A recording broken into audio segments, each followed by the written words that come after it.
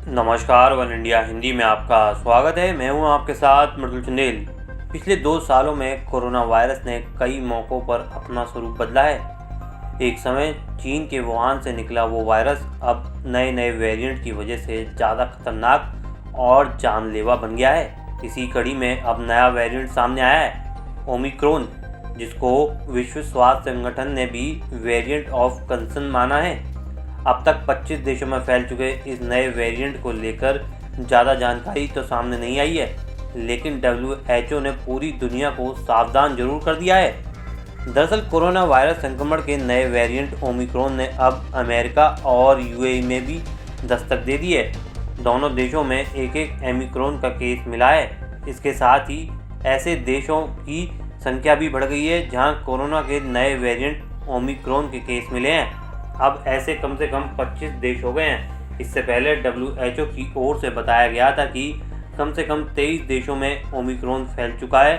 WHO के इस बयान के बाद अमेरिका और UAE में भी ओमिक्रॉन के मामले मिले हैं। आपको बता दें, अमेरिका के कैलिफोर्निया का एक शख्स वायरस के इस नए स्वरूप से संक्रमित पाया गया है।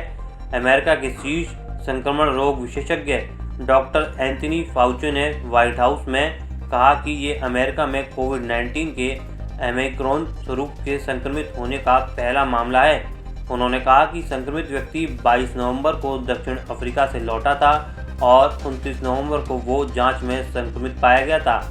फाउची ने कहा कि व्यक्ति का टीकाकरण हुआ है, लेकिन उसने टीके की बूस्टर खुराक नहीं ली है। शख्स में मामूली लक्षण मिले हैं। बता दें, राष्ट्रपति जो बाइडेन के प्रशासन ने पिछले महीने के आखिर में दक्षिण अफ्रीका देशों की यात्रा पर प्रतिबंध लगा दिया था। यहीं पर कोविड के नए स्वरूप का पता चला था।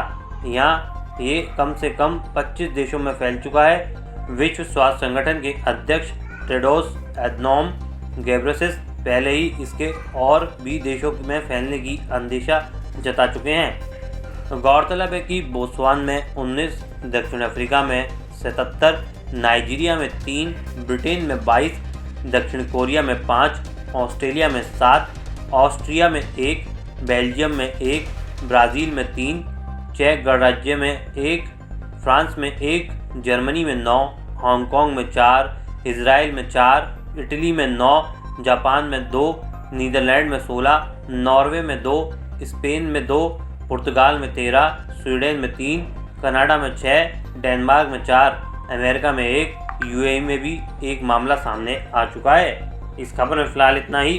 बने रहिए वन इंडिया हिंदी के साथ।